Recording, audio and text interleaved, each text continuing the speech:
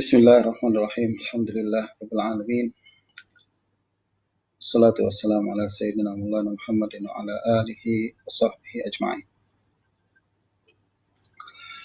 Assalamualaikum warahmatullahi wabarakatuh. Alhamdulillah, wassalatu wassalamu ala Rasulillah wa ala alihi wa sahbihi ajma'in. Ini adalah sesi yang ketiga daripada pembacaan kitab Al-Ajwibah Al-Fadilah lil As'ilatil Asyarah Al-Kamilah dari Imam Abil Hasanat Abdul Hayy Al-Laknawi Al-Hindi, yang sebelum ini kita buat di account pribadi saya. Sengaja saya pindahkan ke page ini agar ramai rakan-rakan lain yang dia bukan termasuk dalam list kawan-kawan rakan-rakan saya boleh masuk dan menyaksikan pengajian ini. Pada perjumpaan yang lepas kita telah berhenti pada perbincangan berkenaan dengan kepentingan sanad.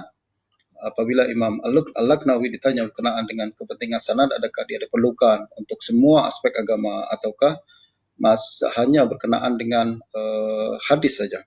Beliau dengan tegas mengatakan bahwa sanad diperlukan dalam semua aspek agama, bukan hanya berkaitan dengan hadis, akan tapi juga berkaitan dengan hukum hakam, berkaitan dengan manaqib, berkenaan dengan fadail, maghazi, siyar, dan lain sebagainya. Kita telah bincangkan perkara itu di sesi yang sebelum ini. Kita akan lanjutkan perbincangan beliau. Beliau mengatakan, wa yashhadu lahu hadithu khairul quruni qarni, thumma alladhina yalunahum, thumma alladhina yalunahum, thumma yafshul kadhib. Akhrajahul Bukhari wa Muslim wa ghairuhuma. Beliau mengatakan bukti untuk perkara tersebut, salah satu bukti sokongan untuk perkara tersebut yaitu ucapan beliau bahwa diperlukan sanad, terutamanya adalah pada generasi selepas 3 generasi utama umat Islam yang disaksikan kebaikan mereka oleh baginda Nabi SAW dalam hadis. Dan hadis tersebut adalah, kata Nabi SAW, sebaik-baik kurun adalah kurun saya, kemudian kurun yang seterusnya, kemudian kurun yang seterusnya. Nabi menyebutkan 3 kali. Sebaik-baik generasi adalah generasi yang ada baginda Nabi bersama mereka, yaitu generasi para sahabat. Kemudian generasi tsummal ladzina yalunahum, kemudian generasi selepas sahabat yaitu generasi tabi'in. Tsummal ladzina yalunahum, kemudian generasi yang berikutnya selepas itu yaitu atba' tabi'in. Kemudian kata Nabi, tsumma yafshul kadzib. Selepas itu akan tersebar kebohongan, kedustaan atas nama baginda Nabi sallallahu alaihi wasallam, atau dikenali sebagai tersebarnya hadis-hadis palsu. Hadis ini sahih, diriwayatkan oleh Imam Bukhari dan Muslim, menjadi dalil bagi ucapan Al-Laknawi bahwa sanad diperlukan terutamanya selepas generasi atba' tabi'in, di mana sudah banyak penyebaran hadis-hadis palsu pada masa tersebut. Wa hadithu sayakunu fi akhiri ummati nasun yuhaddithunakum bima lam tasma'u antum wala aba'ukum fa iyyakum wa iyyahum. Begitu juga ada hadis lain yang mengatakan bahwa di akhir zaman nanti akan banyak orang-orang yang menceritakan hadis dengan hadis-hadis yang kita tak pernah, kamu, kata Nabi, para sahabat tak pernah dengar hadis itu, juga bapak-bapak kamu tak pernah mendengar hadis-hadis tersebut. Maknanya Nabi telah meramalkan bahwa akan ada gerakan untuk memalsukan hadis Nabi SAW. Justru kata Nabi, fa iyyakum wa iyyahum, hati-hati, jauhi mereka, waspadai mereka. Wa hadithu sayakunu fi akhir zaman dajjaluna kadzabun ya'tunakum minal ahadithi bima lam tasma'u antum wala aba'ukum fa iyyakum wa iyyahum la yudhillunakum wa la yaftinunakum. Hadis yang ketiga juga dikatakan oleh Nabi sallallahu alaihi wasallam bahwa di akhir zaman akan datang dajjalun, dajjal, para pendusta, para pembohong, kadzabun. Mereka membawa hadis-hadis yang tak pernah kamu dengar dan tak pernah didengar oleh bapak-bapak kamu juga. Maknanya hadis-hadis yang direka-reka baru di akhir zaman. Fa iyyakum wa iyyahum, waspadai mereka, jauhi mereka. La yudhillunakum wa la yaftinunakum. Jangan biarkan mereka menyesatkan kamu dan jangan biarkan mereka menjatuhkan kamu dalam fitnah, dalam kesesatan. Wa atharu Abdullah bin Amr radhiyallahu anhu, inna fil bahri syayatin masjunatan awsaqaha Sulaiman yushiku an takhruja fataqra'a 'alan nasi Qur'anan. Juga ada ucapan asar daripada Abdullah bin Amr bin As, seorang sahabat Nabi.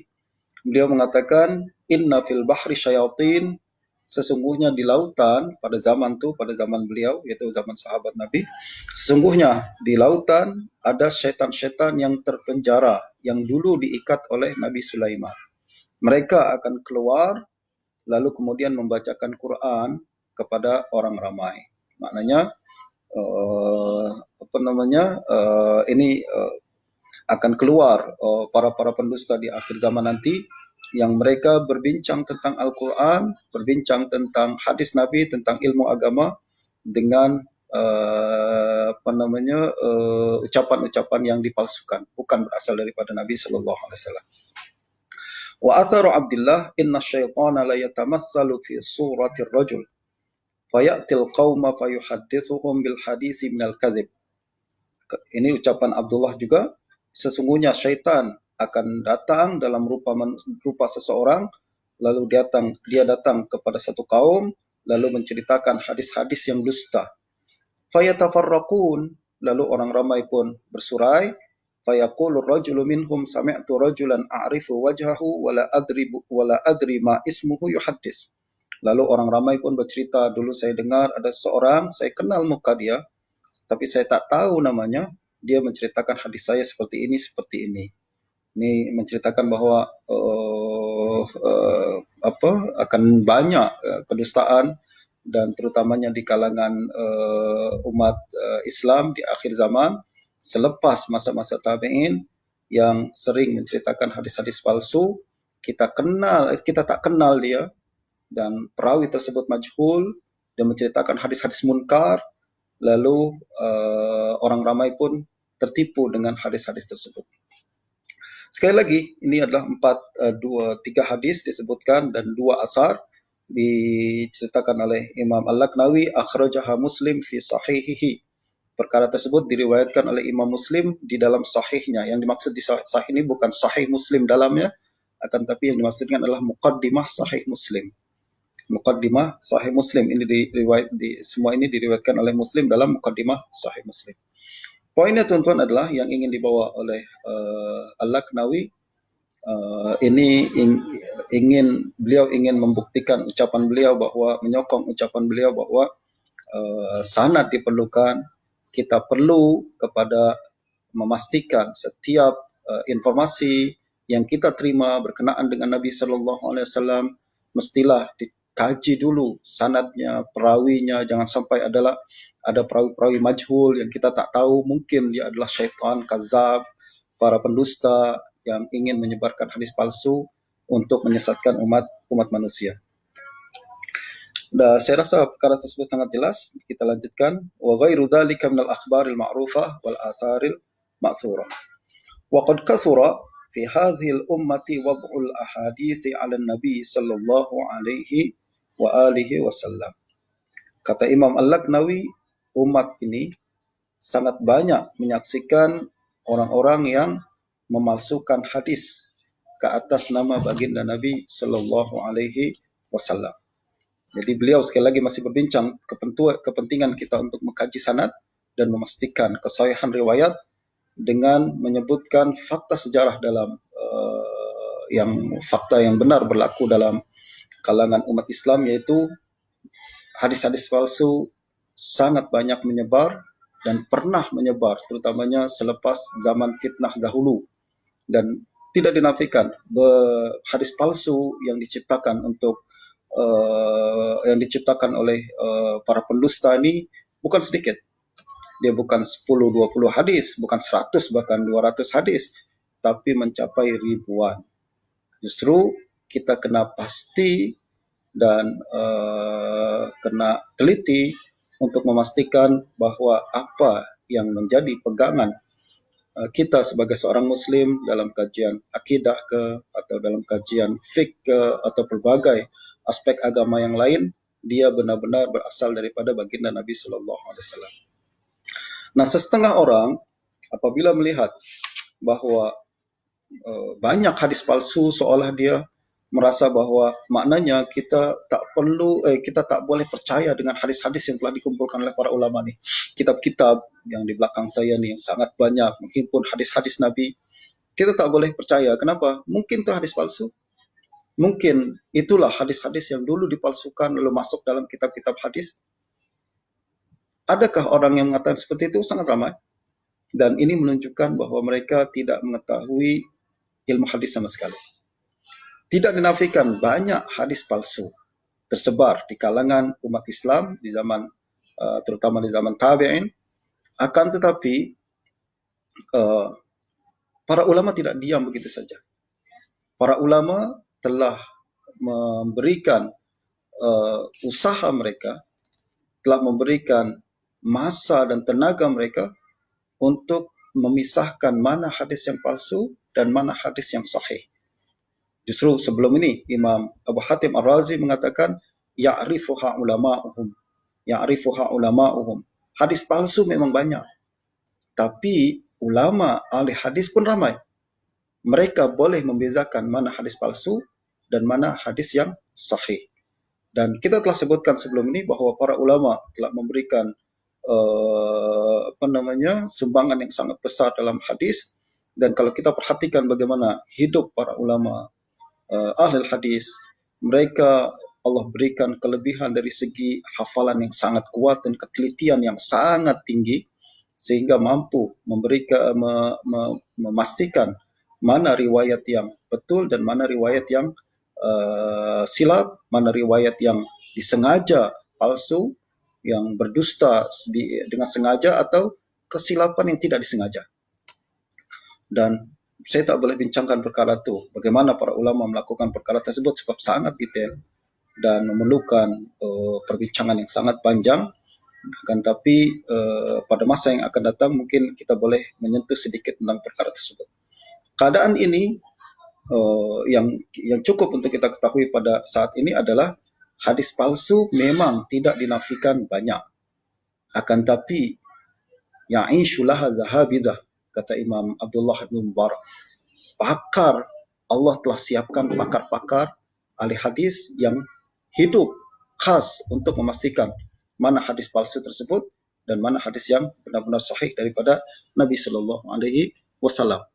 Dengan usaha para ulama yang kolektif ini, dengan usaha kolektif para ulama dan juga dengan sumbangan bukan 10-20 orang tapi ribuan ahlul hadis, mereka telah memastikan kita pada hari ini dapat menikmati kesahihan maklumat dan hadis-hadis yang tidak diragukan bahwa dia adalah benar ucapan baginda Nabi Shallallahu Alaihi Wasallam yang terhimpun dalam kitab-kitab yang kita sebut sebagai kutubus sihah, kitab-kitab yang sangat sahih yang telah disepakati kesahihannya oleh ahlul hadis. Kita ambil kitab tersebut, kita baca kandungan hadis tersebut, kita fahami maknanya, dan yakinlah itu memang sebenarnya sabda baginda Nabi Sallallahu Alaihi Wasallam.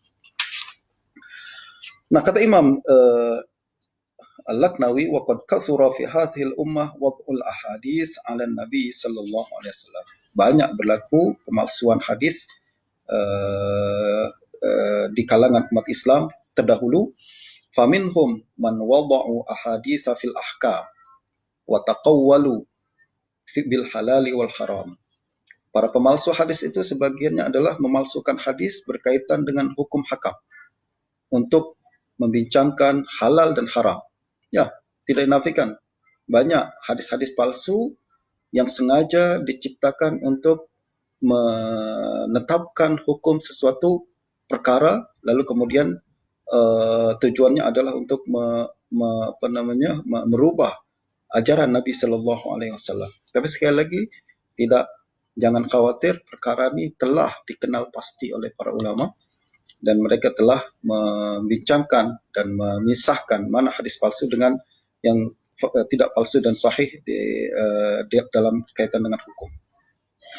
Wa minhum man wada'u ahaditsa fi fadailis sahabah wa tabi'in wal a'immatil mujtahidin wal amakini wal buldani wal masakini wal adhan.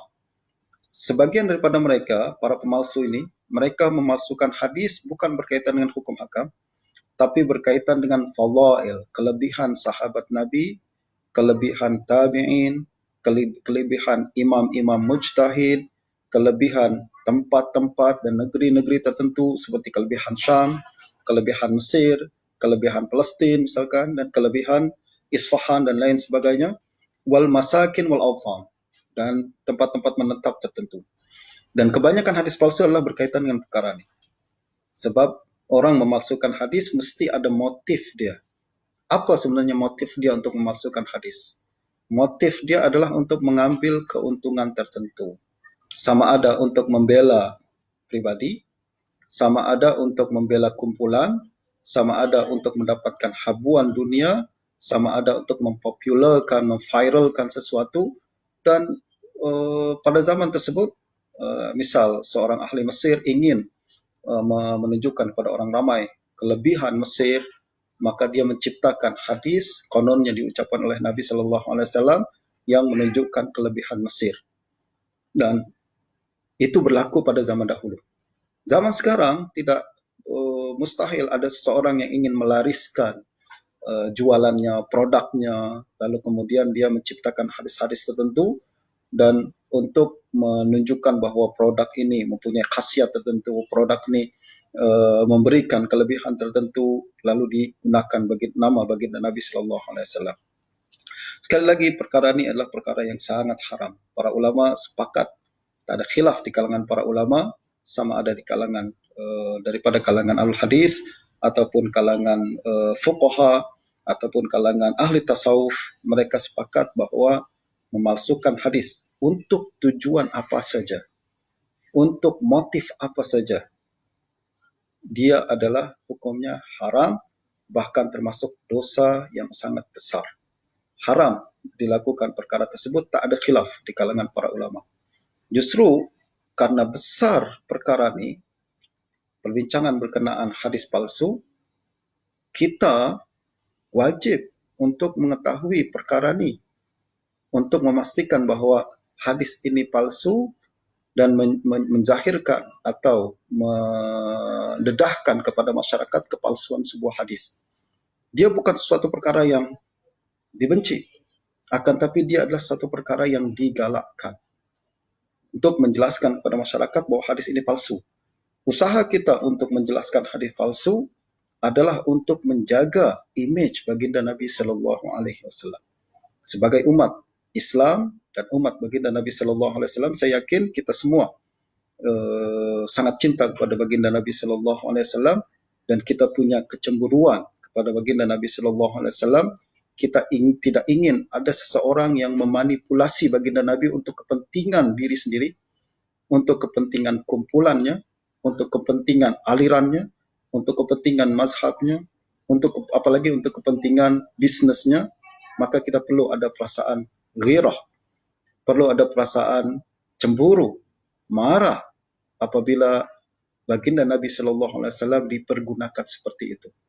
Dan wajib bagi kita untuk mendedahkan kepalsuan sebuah hadis, dan wajib juga hukumnya bagi seseorang yang diberitahu bahwa hadis ini palsu, dia menerima perkara itu dan kemudian meninggalkannya.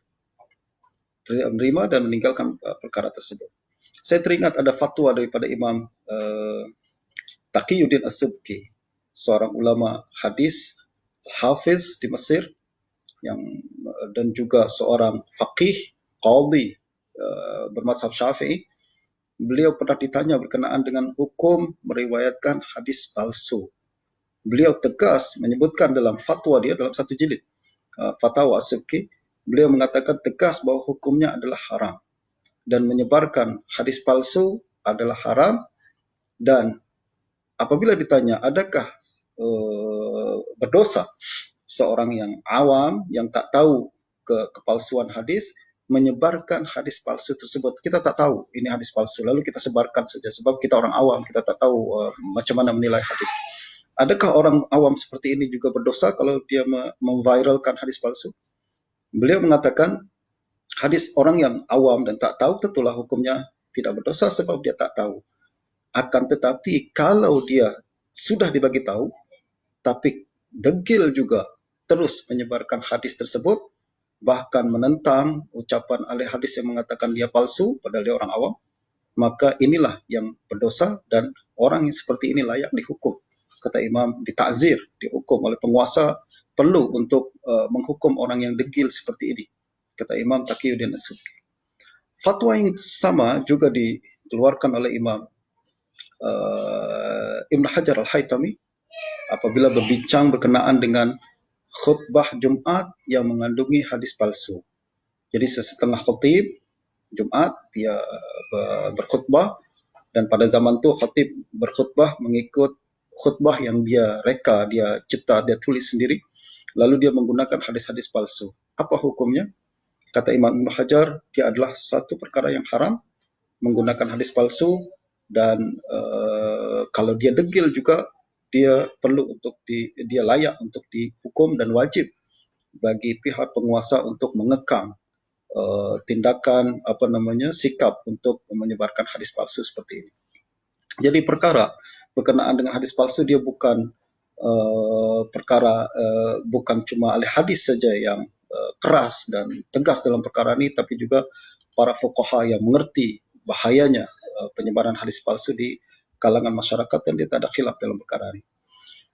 Nah, karena pentingnya untuk kita mengetahui hadis palsu, saya juga teringat ucapan Syekh Abdul Fattah Abu Ghuddah dalam muqaddimah tahqiq dia berkenaan dengan hadis palsu yang ditulis oleh Imam Ali Al-Qari Al-Masnu fi Ahadits Al-Mawdu'. Beliau mengatakan selayaknya para pelajar hadis, para pelajar agama macam kita ni sering-sering merujuk kitab-kitab hadis palsu. Membiasakan diri untuk membaca kitab-kitab hadis palsu. Bukan untuk diamalkan. Tak, hadis palsu bukan untuk diamalkan. Kita baca buku-buku hadis palsu untuk waspada dan tahu, sedar, peka dan cakna berkenaan dengan hadis palsu tersebut, agar suatu hari nanti yang paling penting adalah kita menghindarkan diri daripada meriwayatkan hadis-hadis tersebut. Dan apabila kita mendengar hadis-hadis itu disebutkan pada kemudian hari, kita tahu bahwa hadis tersebut palsu. Justru beliau galakkan untuk kita membaca kitab-kitab yang menghimpun hadis-hadis palsu ini. Sebagaimana kita juga digalakkan untuk membaca hadis-hadis yang kitab-kitab yang mengandungi hadis-hadis sahih. Yang paling penting adalah kita membaca hadis-hadis sahih untuk amal, dan kita membaca buku-buku yang berkaitan dengan hadis palsu untuk waspada dan menjaga diri agar tidak terjatuh dan terjerumus dalam meriwayatkan apalagi mempopularkan hadis-hadis palsu tersebut. Wa minhum man wada'u ahaditha fi mathalibis sahabah wal a'immah wa ma'ayibihim. Dan setengah pemalsu hadis, mereka ni profesional dalam memalsu hadis-hadis yang berkaitan dengan celaan kepada sahabat-sahabat Nabi atau celaan kepada imam-imam tertentu. Nah, ini pun banyak juga. Jadi ada sebelumnya banyak orang yang mencipta hadis palsu untuk mengagungkan figure dan tokoh tertentu. Ada juga orang-orang yang biasa menciptakan hadis palsu untuk menjatuhkan image imam-imam tertentu. Dua-dua tetap haram. Antara yang sering dilakukanlah, antara yang banyak hadis palsu berkenaan perkara ini berkaitan dengan sahabat Nabi bernama Sayyidina Muawiyah Ibn Abi Sufyan. Kita sama-sama tahu beliau adalah seorang khalifah pertama Bani Umayyah, dan tentu saja sebagai seorang khalifah beliau mempunyai ramai musuh-musuh politik yang berusaha untuk menjatuhkan beliau, untuk meruntuhkan rejim beliau dan lain sebagainya. Dan musuh-musuh politik beliau ini setengahnya menciptakan hadis palsu untuk mencela Sayyidina Muawiyah ni. Antara hadis palsu popular berkenaan perkara ini adalah kononnya baginda Nabi sallallahu alaihi wasallam mengatakan, idza raaitum Muawiyah ala minbari faqtulu. Jika kamu melihat Muawiyah berada di atas mimbar aku sedang berkhutbah, bunuhlah dia. Di sini palsu dan sengaja disebarluaskan oleh musuh politik Muawiyah untuk menjatuhkan image beliau dan menghilangkan legitimasi bagi rejim beliau pada saat tersebut. Yang berikutnya, wal a'immah. Ada juga orang-orang tertentu yang menyebar hadis palsu untuk menjatuhkan image imam-imam tertentu. Dan ini biasanya berlaku pada zaman di mana persaingan mazhab begitu rapat, persaingan mazhab begitu panas. Dan ini berlaku seingat saya adalah pada abad keempat Hijrah dan abad ke-5 Hijrah, ketiga, keempat, ke-5 Hijrah, terutamanya di daerah Khurasan, di mana mazhab Syafi'i bersaing dengan mazhab Abu Hanifah, dan kemudian masing-masing mencoba untuk mengagungkan imam-imam ikutan mereka, maka diciptakanlah hadis-hadis tertentu yang menyebutkan kelebihan Imam Syafi'i misalkan, dan hadis-hadis tertentu pada pihak lain diciptakan untuk meninggikan dan menyanjung Imam Abu Hanifah. Pada masa yang lain, kumpulan yang mazhab Syafi'i menciptakan hadis palsu yang untuk menjatuhkan mazhab Abu Hanifah dan mengatakan perkara-perkara buruk berkenaan dengan Imam Abu Hanifah, dan begitu juga berlaku sebaliknya. Tidak dinafikan dia adalah bagian daripada episode sejarah kita. Dan biasanya yang melakukan perkara ini adalah orang-orang jahil, orang-orang yang dipenuhi oleh emosi dan hasad dengki yang begitu besar. Dan alhamdulillah orang yang seperti ini tidak pernah menjadi imam rujukan dalam agama kita. Mereka pernah hidup dalam satu episode sejarah kemudian mati begitu saja tanpa meninggalkan kesan. Pada masa yang sama, imam-imam yang munsif, imam-imam yang objektif, yang menjaga hak Allah Subhanahu wa taala dan menjaga lidah dia, inilah imam-imam yang berkekalan menjadi ikutan hingga hari ini, alhamdulillah. Ila ghairi dzalika min agradihim wa matalibihim, dan berbagai motif-motif lain yang biasa dilakukan oleh para pemalsu hadis untuk memalsukan hadis. Dan berkenaan dengan motif memalsukan hadis memang terlalu banyak, tuan-tuan dan puan sekalian. Boleh rujuk antaranya adalah muqaddimah kitab Mawdu'at Imam Ibnul Jauzi, juga muqaddimah kitab Tanzihus Syariah minal ahadisil mawdu'ah, kemudian berbagai kitab-kitab lain yang khas berbincang berkenaan dengan hadis-hadis palsu. Begitu juga dalam muqaddimah al-majruhin minal muhaddisin Imam Ibn Hibban, dia sebutkan apa sebab-sebab seorang perawi dilemahkan dan hadisnya di reject oleh alul hadis. Antaranya adalah memasukkan hadis karena motif-motif tertentu. Imma ta'annutan wa inadan wa imma ta'assuban wa fasadan.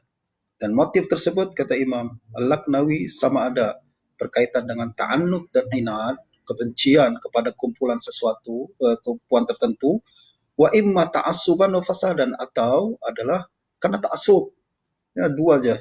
Sama ada dia memasukkan hadis karena benci pada kumpulan tertentu, geng lain, ataupun kemasukan hadis untuk karena taksub kepada geng sendiri, maka diciptakan hadis-hadis yang menyokong kumpulannya. Dan berbagai motif-motif yang lain. Wa imma ghairi dzalik, dan berbagai motif yang lain. Mimma huwa mabsut fi mahallihi wa muqarrar fi maqarrihi fartafa'al amanu 'anil akhbar. Justru kalau kita sadar bahwa telah dan pernah berlaku usaha-usaha pemalsuan hadis, pernah berlaku dan terus berlaku, dan bahkan tidak dinafikan pada hari ini masih ada orang tertentu yang coba untuk memalsukan hadis, menciptakan hadis palsu dan menyebarkan hadis-hadis palsu. Fartafa'al aman anil akhbar. Justru kita tak merasa aman berkenaan dengan hadis-hadis dan kabar-kabar. Maksud beliau adalah jangan dengar hadis terus kita ambil saja. Jangan orang kata ini Nabi cakap macam ini terus kita ambil saja. Tak, kita mesti ada sikap berhati-hati, sikap prihatin, sikap waspada dan lain sebagainya. Fartafa'al amanu 'anil akhbar ma lam yujad laha sanadun mu'tamadun aw i'tamana bihi wahidun minal akhyar. Justru kita tak boleh terus saja terima hadis, melainkan selagi mana tidak dijumpai sanadnya yang mu'tamad atau dia telah disahihkan oleh salah seorang imam-imam ahlul hadis. Jadi karena pernah berlaku pemalsuan dalam hadis dalam sejarah, justru kita kena selalu berwaspada. Hadis yang tak ada sanad kita reject. Simple saja. Dan biasanya istilah berkaitan dengan perkara ini, para ulama mengatakan la aslalahu atau la isnadalahu. Tak jumpa di mana-mana kitab hadis. Ini adalah salah satu ciri bahwa hadis tersebut adalah hadis palsu. Dan perkara ini pernah disebutkan oleh Imam Al-Baihaqi apabila beliau berbincang berkenaan dengan keadaan hadis di abad kelima Hijrah, masa hidup beliau. Imam Baihaqi meninggal pada tahun 458 Hijrah, jadi abad yang kelima. Beliau tegas mengatakan dalam kitab Manaqib Imam Syafi'i, beliau mengatakan pada zaman ini semua hadis-hadis Nabi telah terhimpun dalam kitab-kitab para ulama. Para ulama, sekali lagi, mereka telah memberikan satu usaha kolektif. Bukan satu dua orang, tapi ratusan bahkan ribuan ulama ikut serta dalam proyek memastikan kesahihan hadis. Dan dalam proyek yang kita sebut dalam sejarah sebagai proyek Tadwin, mereka melibatkan ribuan ahlul hadis, justru dan juga bukan melibatkan 1-2 tahun, akan tapi 1, 2 atau 3 abad, 300 tahun. Usaha ini telah dimulakan oleh Ibn Shihab Az-Zuhri pada abad ke-1 Hijrah, kemudian kata Imam Baihaqi pada abad ke-5 Hijrah. Maknanya sudah 4 abad berlalu usaha tadwin ini dilakukan oleh ribuan ahlul hadis. Justru kata Imam Baihaqi, faman ja'al yaum bihadisin la yujadu inda dawawinihim fala yuqbal. Siapa yang pada hari ini, sekali lagi abad yang ke-5 Hijrah, siapa yang pada hari ini membawakan sebuah hadis, namun hadis tersebut tidak terdapat di mana-mana kitab-kitab para ahli hadis, fala yuqbal, tidak diterima sama sekali. Bermakna hadis itu tak ada sanadnya, hadis itu tak ada asalnya, bermakna hadis itu adalah hadis palsu yang direka-reka, walaupun orang tersebut mengatakan adalah hadis. Walaupun orang tersebut menyebutkan sanadnya. Tapi kalau hadis tersebut tak ada di mana-mana kitab hadis, maka confirm hadis itu adalah hadis palsu. Nah, ini yang kemudian diamalkan oleh para ahli hadis zaman sekarang. Dan tuan-tuan kena jadikan ini satu kaedah di mana kalau hadis yang dikatakan hadis itu kita cari dalam semua kitab-kitab para ulama terdahulu dan terkemudian tak pernah ada sama sekali, maka kita terus pastikan bahwa hadis tersebut adalah tidak ada asal, dan kita boleh pastikan bahwa hadis tersebut adalah palsu. Nah, wa min huna, kata Imam Al-Laknawi, wa min huna nassu ala annahu la ibrata lil ahaditsil manqulati fil kutubil mabsutati ma lam yazhar sanaduha aw yu'lamu i'timadu arbabil hadisi 'alaiha wa in kana musannifuha faqihan jalilan yu'tamadu 'alaihi fi naqlil ahkami wa hukmil halali wal haram. Dari sini para ulama telah menetapkan bahwa tak diambil kira hadis-hadis yang diriwayatkan dalam kitab-kitab yang besar selagi mana tidak nampak sanadnya, tidak dijumpai sanadnya. Walaupun hadis itu terdapat dalam kitab besar, berjilid-jilid, kita jumpa sebuah hadis dalam kitab tersebut, maka kata Imam Al-Laknawi, jangan terus kata hadis itu hadis, pastikan hadis itu berasal daripada Nabi selagi mana tidak nampak sanadnya. Sanadnya mana? Atau la yu'lamu i'timadu arbabil hadisi 'alaiha, atau hadis itu tak pernah disahihkan oleh ahlul hadis. Jadi kita jumpa hadis ini dalam kitab. Kitab apa saja, sama ada kitab zaman dahulu ataupun kitab jawi kita pada hari ini ataupun dalam kitab mana-mana kitab. Kita jumpa satu hadis. Selagi mana tak ada sanadnya, jangan kata dia hadis Nabi, jangan terus kita katakan bahwa ini mestilah hadis. Takkan penulis kitab ini tak tahu, takkan penulis kitab ini tak meriwayatkan hadis palsu, takkan ulama ini tak tahu bahwa ini hadis palsu dan lain sebagainya. Jangan, kata Imam Al-Laknawi, tidak boleh seperti itu. Selagi mana tak dijumpai sanadnya atau tak ada ahli hadis yang memastikan kesahihan hadis tersebut. Kalaulah misalkan hadis tersebut kita jumpa dalam kitab, lalu ulama itu mengatakan bahwa rawahul Bukhari, walaupun tak disebut sanadnya, tak apalah, ya, maknanya betul lah ini daripada Bukhari. Atau rawahu Abu Daud, rawahu Tirmizi, walaupun tak disebut sanadnya, kita yakin bahwa hadis tersebut adalah hadis. Akan tapi yang kita bincang sekarang ini adalah hadis dijumpai dalam satu kitab, sama ada kitab itu besar ke, kitab itu kecil ke, ulama terdahulu ke, ulama terkemudian ke, tapi kita tak jumpai sanadnya dan tak juga dijumpai mana-mana ahli hadis yang pernah membincangkan hadis tersebut. Wa in kana musannifuha faqihan jalilan. Sekalipun penulis kitab itu yang kita jumpai hadis tadi, walaupun penulis kitab tersebut seorang faqih jalil. Faqih ini bukan faqih kecil-kecil, bukan calang-calang, faqih besar. Mu'tamadu alaihi fi naqlil ahkami wa hukmil halali wal haram. Dan faqih ini, ulama tersebut adalah ulama mu'tamad kalau dia membincangkan hukum halal haram. Bermakna apa? Ini adalah, menurut saya, adalah salah satu idea Imam Abdul Hayy Al-Laknawi yang paling penting dalam kitab ini. Justru saya tak sabar untuk menyambung kelas ini, sesi ini, walaupun semalam kita baru saja membaca, ada sesi pembacaan kitab ini. Saya rasa saya perlu terus melanjutkan pembacaan ini untuk sampai dalam poin yang paling penting di dalam kitab tersebut.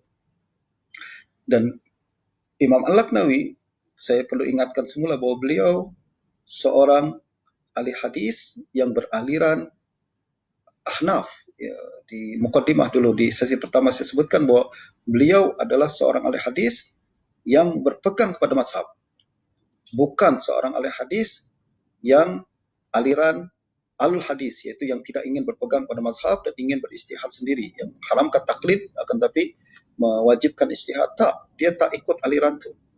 Beliau ikut aliran yang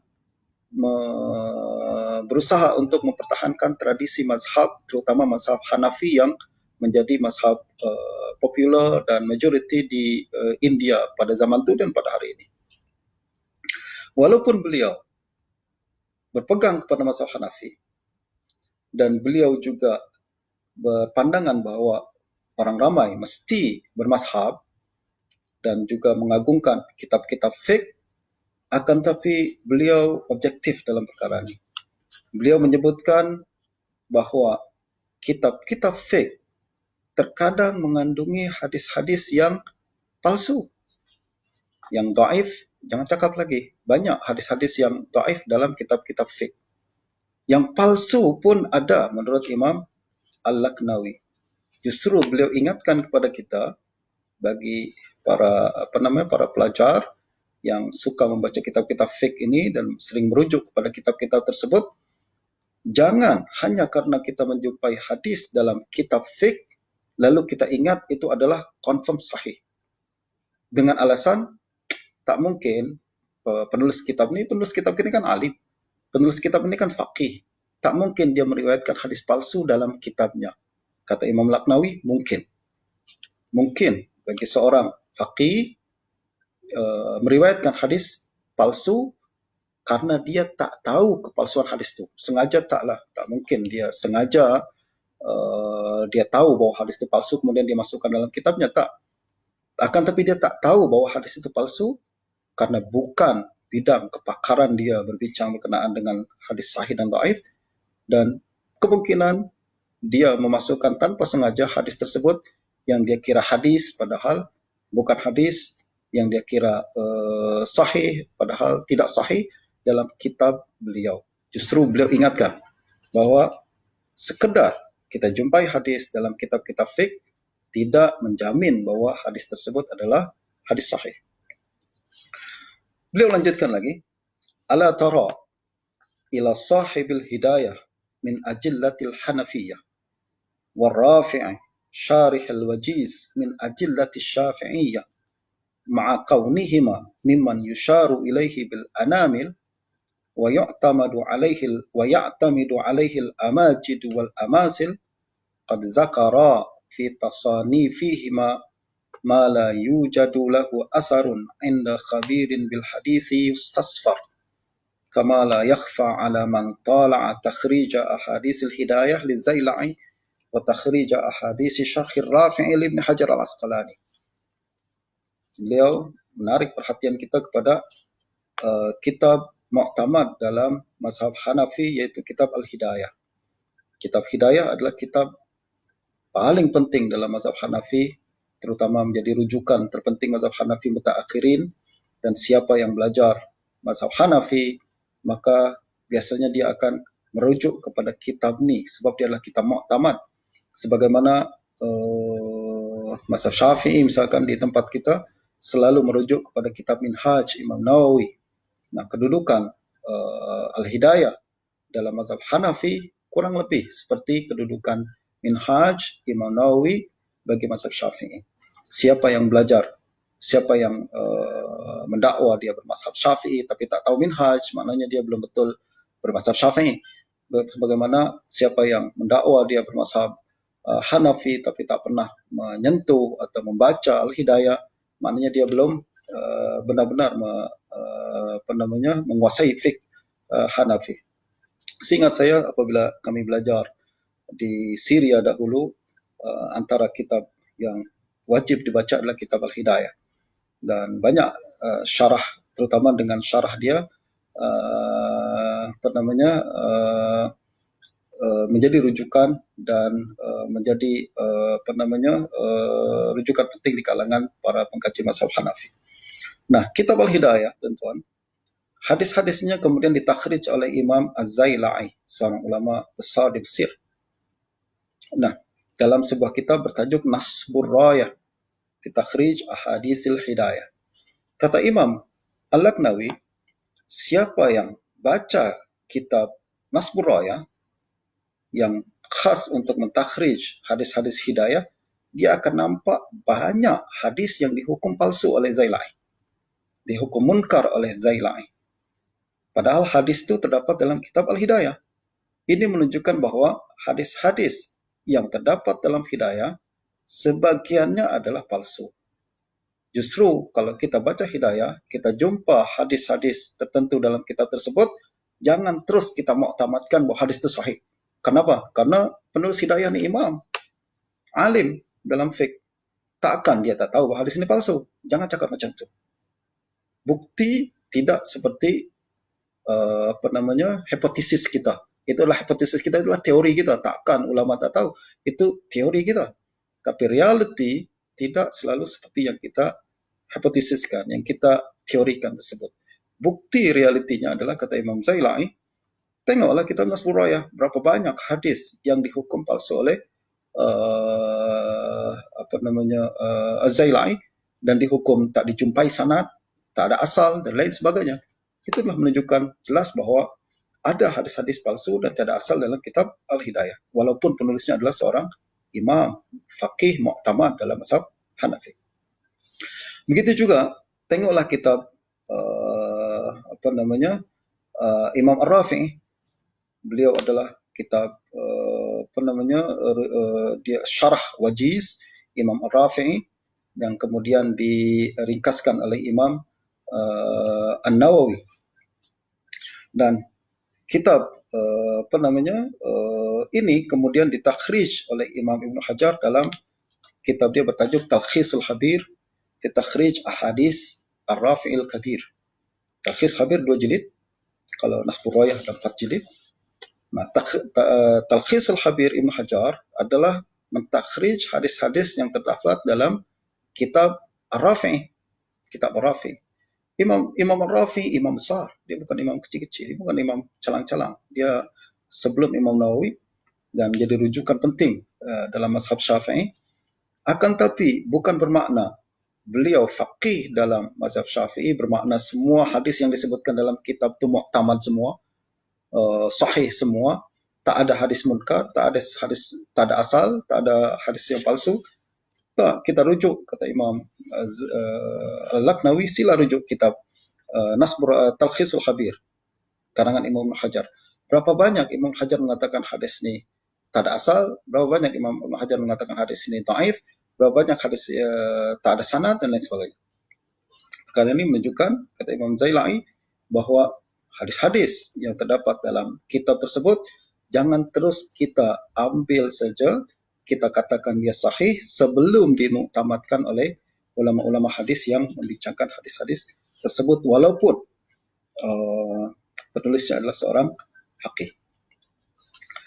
Wa idza kana halu haula'il ajillah hadza fama baluka bi ghairihim minal fuqaha alladzina yatasahaluna fi iradil akhbar wa la yata'ammaquna fi sanadil athar.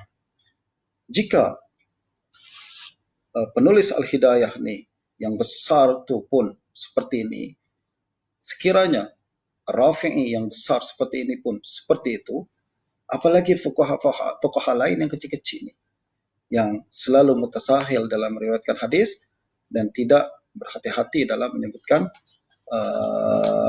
dia tidak mendalami perbahasan berkenaan dengan sanad asar. Walidzalika qala Ali Al-Qari fi risalatil mawdu'at hadithu man qada salatan min al-fara'id fi akhir jum'atin min Ramadan kana dhalika jabiran likulli salatin fatathu fi umrihi ila 70 sanah batilun qat'an. Itu sebabnya Imam Ali Al-Qari apabila dia bincang kenaan dengan kitab dalam kitabnya Risalah Al-Mawdu'at, beliau mengatakan ada sebuah hadis yang sangat populer dan selalu disebutkan dalam setengah kitab fiqh, dan saya berkali-kali menerima soalan daripada rakan-rakan tertentu yang bertanya berkenaan dengan kesahihan hadis ini, yaitu hadis man qadha salatan minal fara'id fi akhir jum'atin min Ramadan, siapa yang mengqadha satu salat fardu di akhir Jumat Ramadan. Nanti kita beberapa hari lagi insyaallah Allah sampaikan pada bulan suci Ramadan akan tersebar lagi hadis ini, dan saya yakin orang akan tanya semula kepada saya berkenaan dengan mengqadha salat fardu di Jumat terakhir bulan Ramadan. Hadis ini mengatakan kana dzalika jabiran likulli salatin fatathu fi umrihi ila 70 sanah. Siapa yang mengqadha satu salat pada hari Jumat terakhir Ramadan, maka salat tersebut telah menutupi salat yang pernah kita tinggalkan selama 70 tahun. Masya Allah, kalau sahih hadis nih, orang udah tinggal salat semula. Kita tak payah salat 70 tahun, nanti Jumat terakhir bulan suci Ramadan, kita salat satu kali, Allah telah tutup, qadhakan semua salat-salat yang kita tinggalkan tersebut. Dan hadis nih, kata Ali Al-Qari, batil qat'an. Batil, palsu secara pasti. Wala ibrata binaqli sahibil nihayah wa ghairihi min baqiyati syurahil hidayah fa innahum laisu minal muhaddisin. Kata Ali Al-Qari, jangan tertipu dengan kewujudan hadis ini di dalam kitab Nihayah, tadi kita mu'tamad dalam fiqh Hanafi, dan kitab-kitab lain yang mensyarahkan Hidayah. Nihayah inilah syarah kitab Hidayah yang tadi kita bincangkan, kita mu'tamad dalam Hanafi. Nihayah syarah bagi Hidayah. Kata Imam Ali Al-Qari, hadis ini palsu. Jangan tertipu dengan kewujudan hadis tersebut dalam kitab Nihayah, kitab mu'tamad dalam mazhab Hanafi ini. Fa innahum laisu minal muhaddisin, karena penulisnya bukan ahli hadis. Jadi walaupun terdapat dalam kitab mu'tamad dalam kitab fiqh, jangan terus kita katakan tak mungkin dia dhaif, tak mungkin dia palsu. Ini bukti bahwa hadis tersebut palsu. Justru kata Imam Ali Al-Qari, walaupun terdapat dalam kitab Nihayah, jangan kita ragu-ragu bahwa hadis tersebut palsu, walaupun karena penulis kitab Nihayah itu bukan ahli hadis, dia ahli fiqh. Wala asnadul haditha ila ahadin minal mukharrijin, dia pun tak sebutkan sanad yang menghubungkan antara beliau dengan ahli hadis, kitab-kitab hadis yang menyebutkan hadis tersebut. Sedikit saya nak ulas berkenaan dengan hadis ini, yaitu hadis qadha salat di hari Jumat terakhir di bulan suci Ramadan. Kita telah dengar ucapan Ali Al-Qari dan beliau adalah seorang ulama Hanafi, dan kita sudah dengar juga apa pandangan beliau berkenaan hadis ini, hadis palsu, dan disokong juga oleh Imam Al-Laknawi yang beliau juga beraliran mazhab Hanafi. Saya nak bawa perbincangan perkara ini dengan ulasan daripada mazhab Syafi'i, sebab kita ramai yang berpegang dengan mazhab Syafi'i di negeri kita. Hadis ini turut dihukumkan palsu oleh Imam Ibn Hajar Al-Haytami, seorang ulama rujukan muktamad dalam mazhab dalam mazhab Syafi'i. Ya, kita sama-sama tahu bahwa Imam Ibn Hajar adalah seorang imam besar dalam mazhab Syafi'i pada abad 10 Hijrah. Beliau meninggal tahun 973 dan beliau menetap, asalnya dari Mesir, kemudian menetap di Mekah. Dan di Mekah nih beliau sering berjumpa dengan ramai ulama bermazhab Syafi'i juga, dan terutamanya adalah dari Yaman. Dan beliau menyebutkan dalam kitab Fatawa Fiqhiyah Al-Kubra Ibn Hajar, dicetak pada hari ini dalam kira-kira 5 atau 6 jilid. Beliau mengatakan dalam kitab tersebut bahwa beliau pernah ditanya berkenaan dengan solat qadha di akhir Jumat Ramadan nih, di Jumat terakhir bulan suci Ramadan ini. Apa hukumnya? Beliau mengatakan yang bertanya nih, kata Ibn Hajar, adalah ulama daripada Yaman. Dan tradisi ini berkembang di Yaman pada masa itu, yaitu tersebar hadis yang kita bincangkan tadi. Siapa yang mengqadha satu solat di Jumat terakhir Ramadan, 70 tahun semua solatnya akan malahnya telah diqadha sepenuhnya pada selama 70 tahun. Kata Imam Ibn Hajar, hadis tersebut palsu dan solat tersebut bid'ah. Ini bukan ulama lain, sebutkan ini ulama mazhab Syafi'i sendiri. Dan beliau juga ulangi perkara tersebut dalam kitab beliau bertajuk Tuhfatul Muhtaj fi Syarhil Minhaj, juga kitab muktamad dalam mazhab Syafi'i. Beliau tegas mengatakan bahwa qadha salat di Jumat terakhir bulan suci Ramadan adalah bid'ah dan hadisnya adalah palsu. Justru tak ada khilaf. Kalau kita bawa ini, saya sengaja bawa perbincangan ini dari aspek fiqh, sebab biasanya perbincangan para ulama fiqh berkenaan dengan hadis dia agak lebih longgar dalam menilai kesahihan hadis. Dan kalau kita bawa perbincangan ini dalam manhaj muhaddisin, tentulah ada khilaf di kalangan muhaddisin bahwa hadis ini adalah palsu, tidak boleh diamalkan, bahkan tidak boleh disebarkan, dan siapa yang menerima hadis ini nanti, sama ada menerusi WhatsApp atau menerusi Facebook atau menerusi media-media yang lain, kena sedar bahwa hadis tersebut palsu dan tak boleh kita panjangkan lagi. Kalau boleh, kita reply kepada orang yang menyebarkan perkara tersebut dan ingatkan dia bahwa perkara ini telah disebutkan oleh para ulama, sama ada ahlul hadis ataupun ahlul fiqh daripada kalangan Hanafiyah, dari kalangan Syafi'iyah, dan saya yakin daripada kalangan ulama-ulama yang lain, bahwa perkara ini palsu daripada Nabi Sallallahu Alaihi Wasallam dan tidak boleh digalakkan, apalagi disebarkan, apalagi dianjurkan untuk dilakukan perkara tersebut. Wallahu a'lam. Saya rasa masa saya sudah habis, tanpa terasa 1 jam. InsyaAllah kita akan lanjutkan semula pada masa akan datang.